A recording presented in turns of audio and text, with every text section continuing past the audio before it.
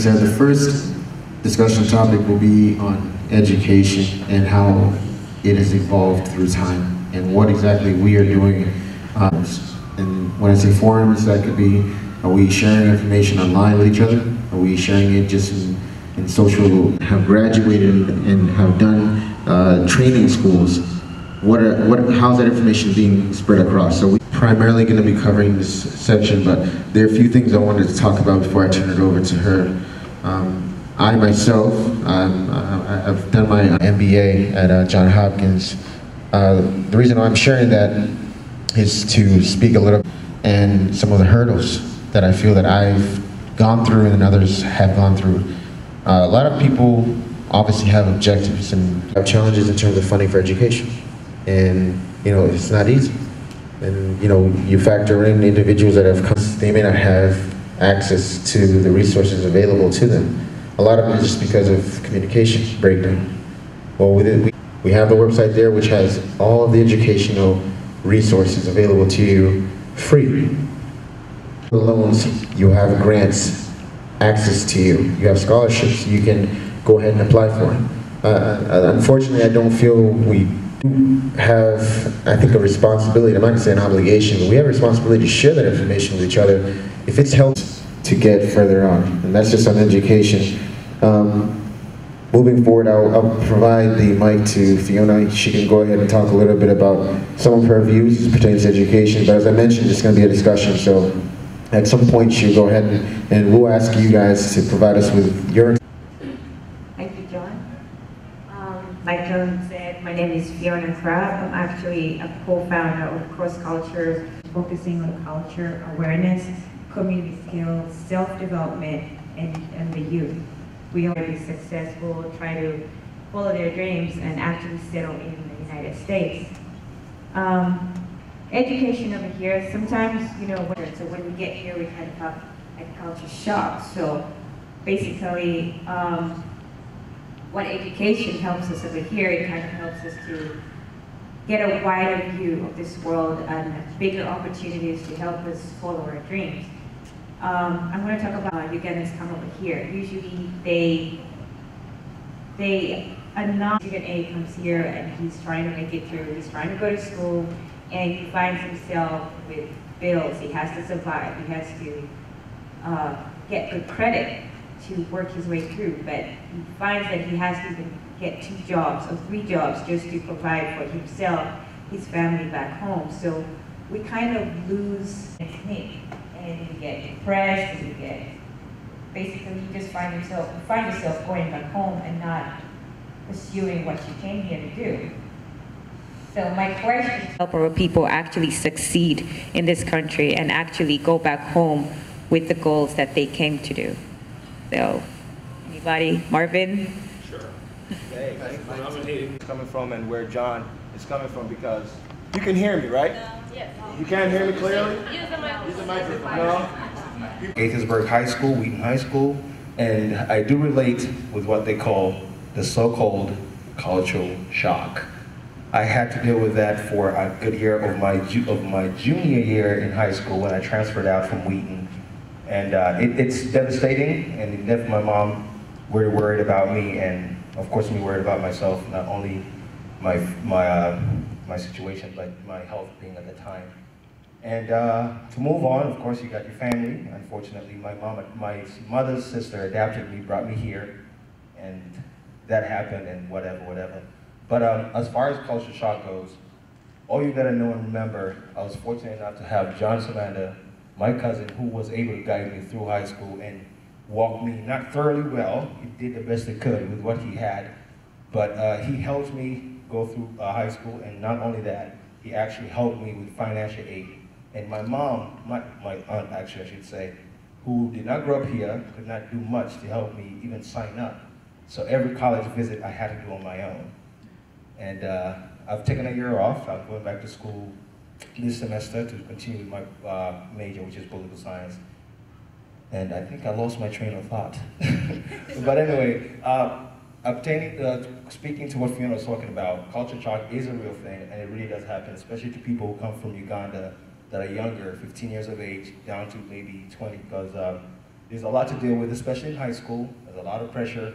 You're still growing up, you're going through your young adulthood, and at the time you're dealing with teenagers who are very persuasive in doing things that you might not consider good because you're being held back in Uganda. So it does exist. And I'm here and I survived it. I'm still alive and I still got a good family, and yeah, and do I have to add anything to that? Yeah, no? She wanted to speak so badly. Remember that no matter where you go in the world, there's always going to be culture shock. Yeah. Especially if you're not from there. We had this discussion in Dallas, John, you remember? And one of the things that we discovered, most of our students who come from whether Uganda or Asia, whatever, as long as you don't come from America, there's that culture shock. You feel you don't know how to fit in. But, and one thing I like to say, I went through the same thing, but what we sort of kind of discussed is, when you go to high school, don't just go there to finish and graduate. Come with an open mind, talk to as many people as you can, get involved in as many organizations as you can. That's going to help you as you further your education, whether you go to college or not. Believe it or not, most people get their first jobs out of college when they're juniors. Talk to people. There's so many things happening in schools, and when you keep yourself to just one clique of people, you miss out on a lot. So just get involved, talk to as many people as you can. I met I think a CEO, I can't remember. He has his own company. It's based in Dallas, Fort Worth. And he said, hey, when you're ready to join the work field, call me. I own my own company. He's a physical therapist. So how did I come to know him? Attending different clubs, joining. It's really, you can't advance by keeping in one place. Let's just be honest. It's, you know, let's be realistic. So just get involved, talk to people.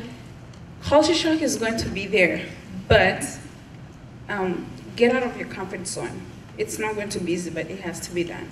So that's just one thing to, you know, to remember. I think that's for 6 years, but I came with, how many? We came 14 of us. Jeez. So I had from 2-year-old to 15-year-old.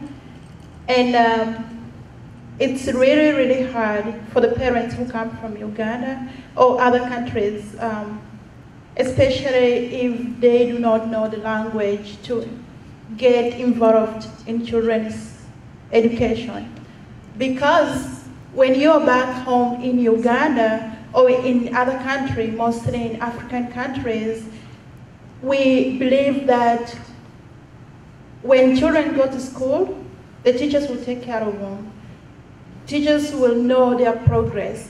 But here, teachers work hand in hand with the parents for the progress of the children. And if parents don't get involved in the children's education, that's the first failure. So I understand him talking about the culture shock. If you are coming home, if a student is coming home with a homework and the parents are not getting involved in trying to find out why the student is not doing the homework, because we have the same notion of home, that at home you just, the teacher will do the follow-up. It's really hard for our young teenagers or the young children that we come with. So that's one point I wanted to make. Another point is, I'm a mom, I'm a student, and I'm a full-time employer. It's also very, very important for the young moms who are here to also understand the juggling of education at the same time, working and keeping the culture. The culture is the families. It's very, very important, but it's hard to understand. So attending forums like this will help to enhance what's supposed to be done, especially in the immigrant families. And that's the only thing I wanted to say. Talking about are also in Uganda. So it is an issue that people come with. parents are not involved in their children's lives, even in Uganda. And it's a problem. It doesn't become a problem here. People are not doing well in school, also in high school in Uganda, because parents are busy. So they come with that mindset to the US and think everything will work out. And two, I want Ugandans to create a sense of community. I find it sad that people imagine just by coming to the US, or everything will be sorted out. The sense of community. Who is there to guide fellow Ugandans when they come? Who is there to take them through those families? And who is there to help as a community to counsel struggling families?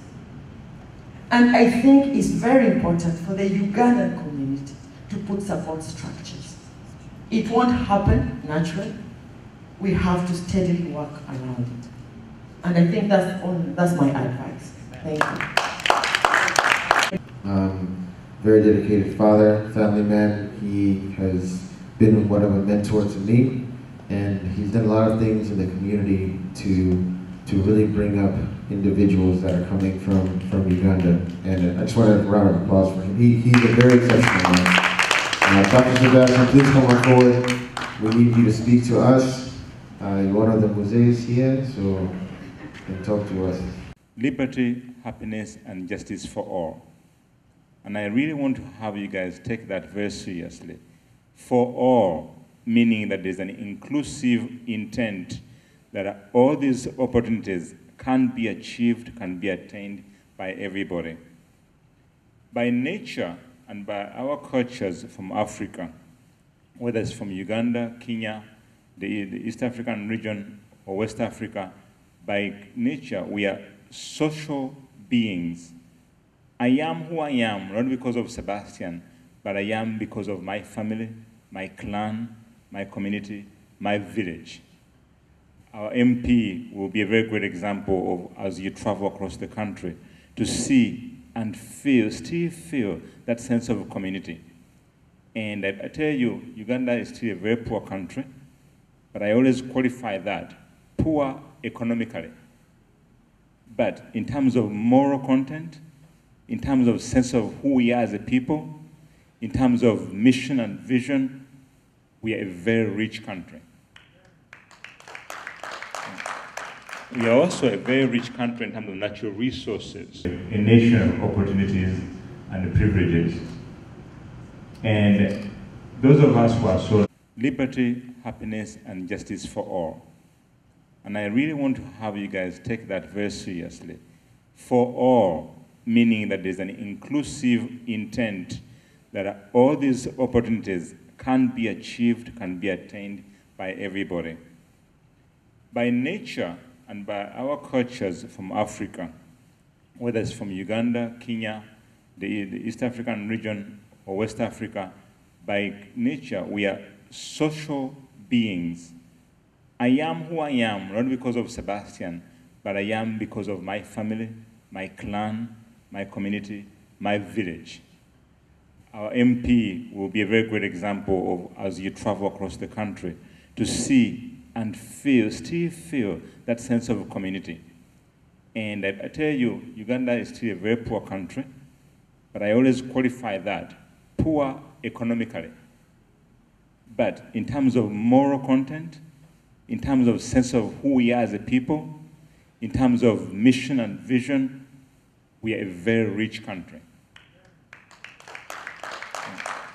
We are also a very rich country in terms of natural resources. Saying, well, look at this. This is almost in the desert, but it's still beautiful. Why is cultural identity and awareness so critical to us as a people? Talking about cultural shocks, when I first came here, I was barely 20 years old. And I believe me, that's about 35 years ago. I had no money, but I had to go to school, support a family back here and also back home, and then support each other as a community in Milwaukee, Wisconsin. In 10 years, I was able to finish a bachelor's degree, a master's degree, and a PhD, but also raising my own family here and raising my siblings and and my wife and I working together to raise her siblings back home.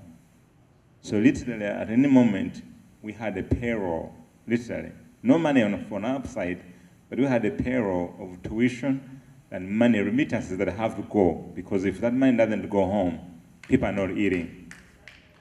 Okay?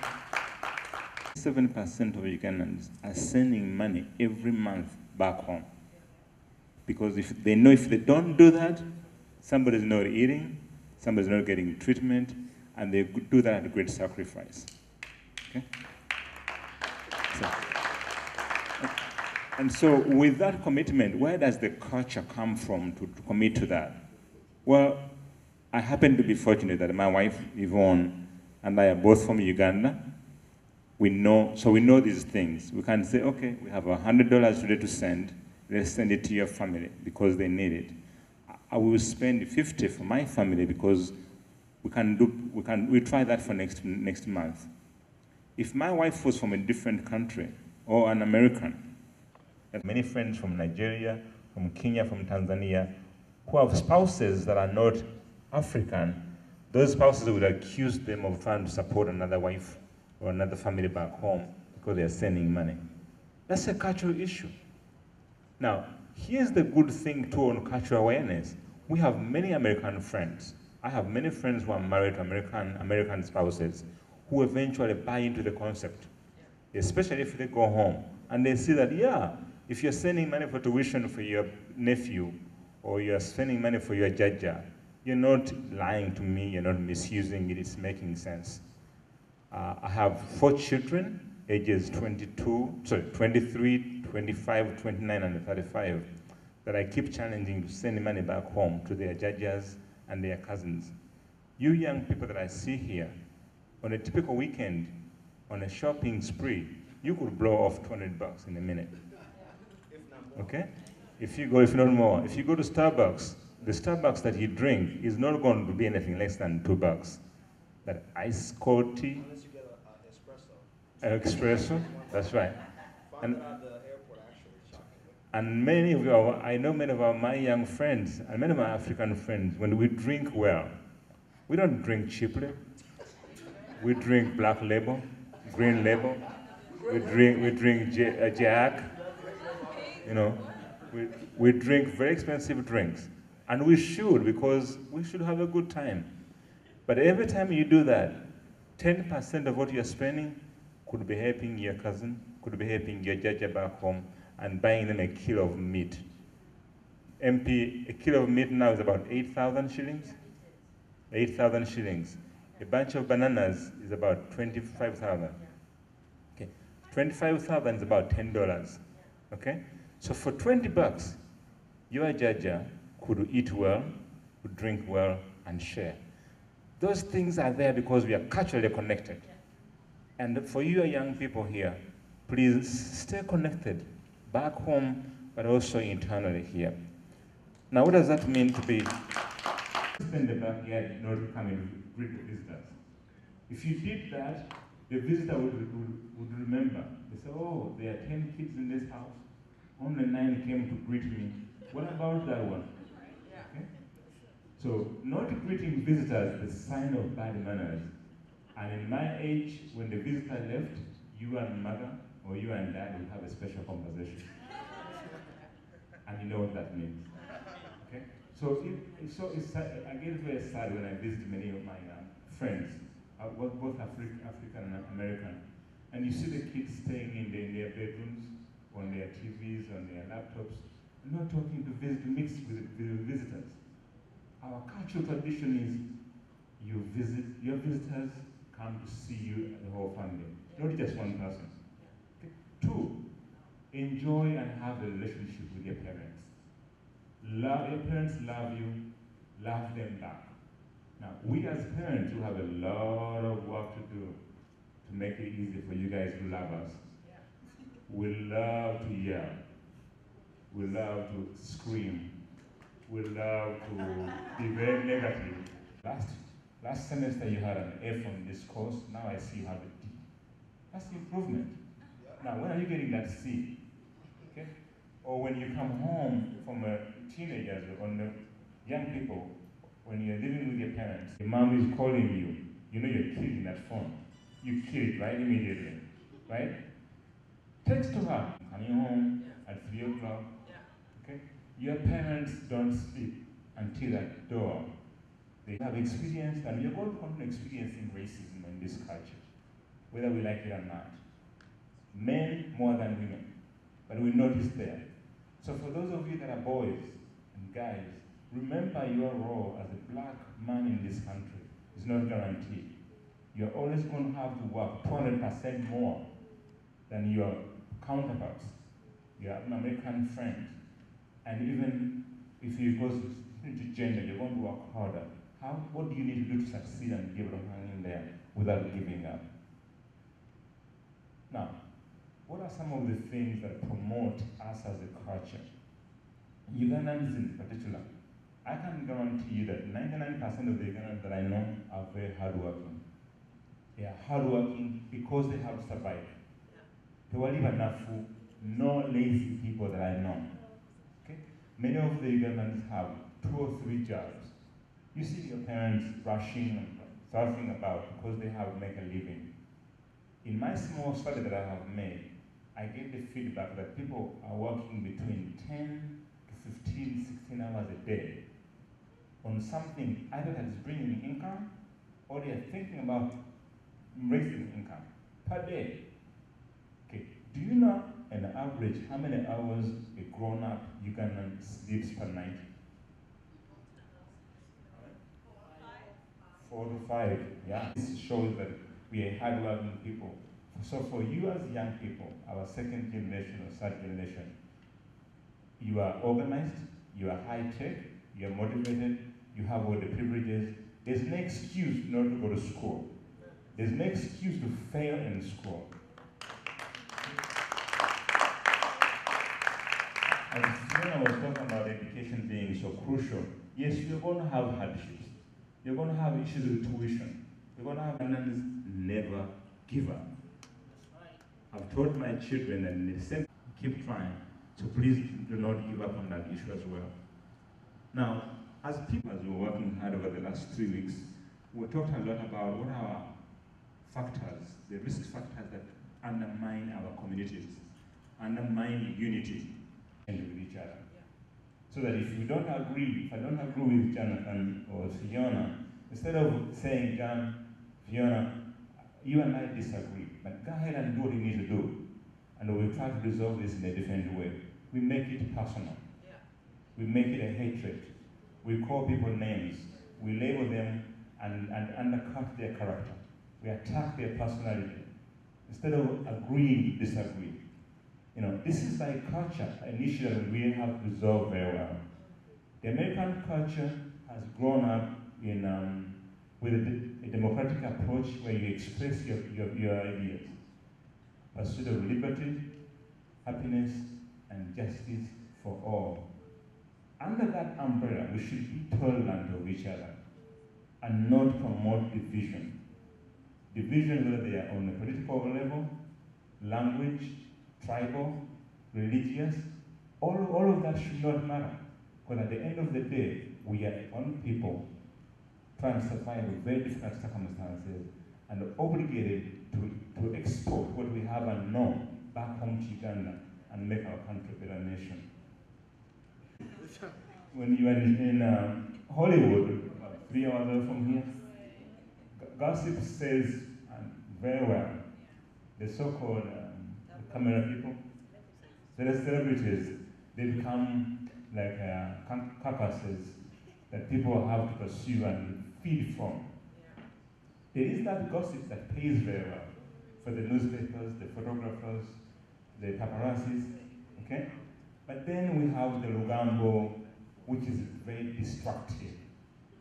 I'm going to talk about the positive Lugambo, the good Lugambo, okay? Is what is backbiting, backstabbing, destructive, intentionally injurious to the person. Now, I'm encouraging you, and you can spread this word. When you have in the communities, when you have people who are destroying society through bad talk, do not be afraid of them. use the technique of confronting them.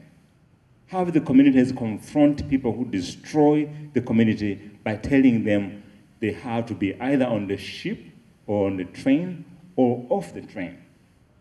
Because the communities cannot survive if they tolerate people who destroy them.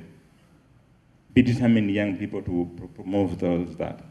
My final part is, I'm going to emphasize the issue of spirituality and prayer. Okay? Us as Ugandans by nature, we are very spiritual people. So please focus on spirituality, prayer, and strong values as part of your upbringing. President of Lava Community. I started this organization in 2011. But I'm so honored also to see our Reverend, our spiritual father, Reverend and Mrs. Magala, so humble to have you in our presence. Also, Madam MP, we are so humbled. So humbled. Thank you. Thank you for coming to listen to us. One thing I believe in, we cannot do anything without our government back home. We cannot. And I believe that with all I have. Refugee camps in Uganda. She came from Rwanda. And she never went to school. So I was born into that family that all she did was to pray for us.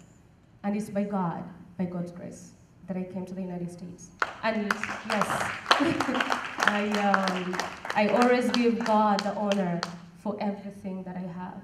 And for 90% of the population, I always want to educate some of those who don't know. Uganda is a population of California, just about 32 million people, but a size of Oregon State, that's small.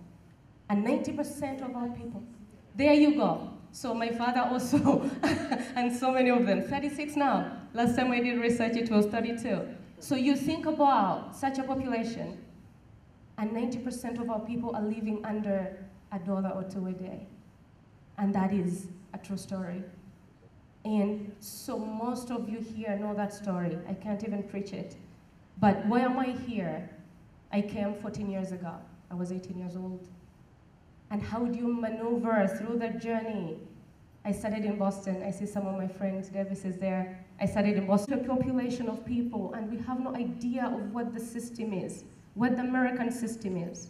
I was born into a war, Idi Amin. So of course my age, most of you can know that.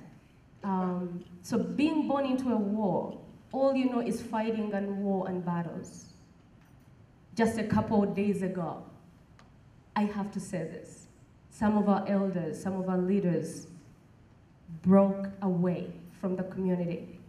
What does that tell to the young population? Because we come from a system of war and fighting and battle and gossip. And then we come to a system, to a country that has a system that if only you can know this system and if only you can be part of this system, the skies are the limit. There's not even a limit at all. But we bring this baggage, we bring this to this country, and we grow up in barriers. We literally build our own walls as a community, and we fail to get out of them, regardless of the so many opportunities we have here. I'm talking to some of my sisters from Kenya and Ethiopia. This is home. Thank you for being here. An American in our community. 2 Americans, thank you for being here. This is us Ugandans, Africans. We love each other. But again, we come from a system that is so broken. We love each other as brothers and sisters. Like, I never knew that people have 3 meals a day. Let me just break it to you. Growing up in Uganda, never knew that. But then I came to a country where there was breakfast, there was lunch, there was dinner, and I'm like, I was even lost through the transition. I'm like, what? But this is where we came from, that my elder brothers, my elder sisters provided. And here I am. I am the president of honor students at my college. I go to Sadoba College, which is about an hour away from here. I'm a Pi Theta Kappa member.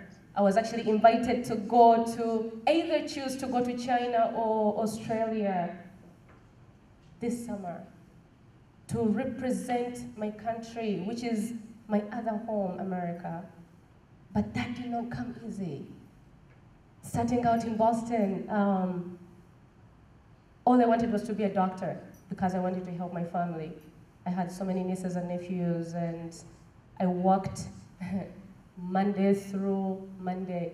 I never knew whether there was a weekend or not because I had to help take care of my nieces and nephews and my mother, who never had a job growing up.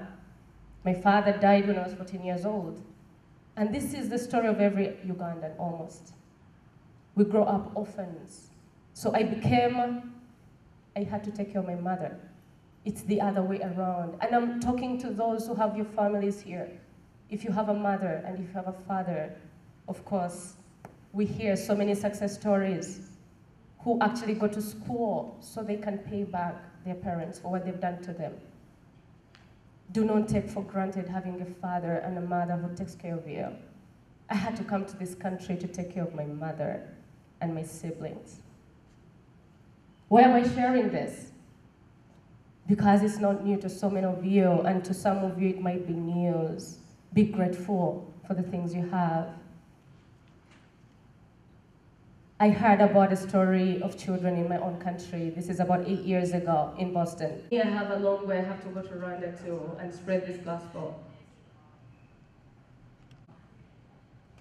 I've been working with an organization called Invisible Children. For so many of you who know my face, I've been so vocal about the children. To me, why did we even let that story go so far? Well, and because of being an honor student, I got an opportunity to do research in college.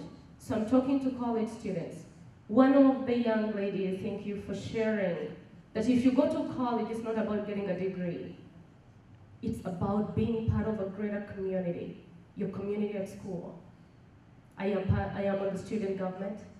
Of course, I said I'm the vice president of Ugandans here. I love to represent my people. Better yet, I love to represent the student body. And because of that, I got an opportunity to work on a water research paper for the past year, working and researching and doing all that work. In the 19th century in London, John Snow, an epidemiologist, realized that people were dying of cholera because of drinking dirty water, contaminated water. And I was like, wait a minute, people in my country are still dying of cholera. This was the 19th century. Digging deeper every hour as God plans our lives. A friend of mine, I also am part of a church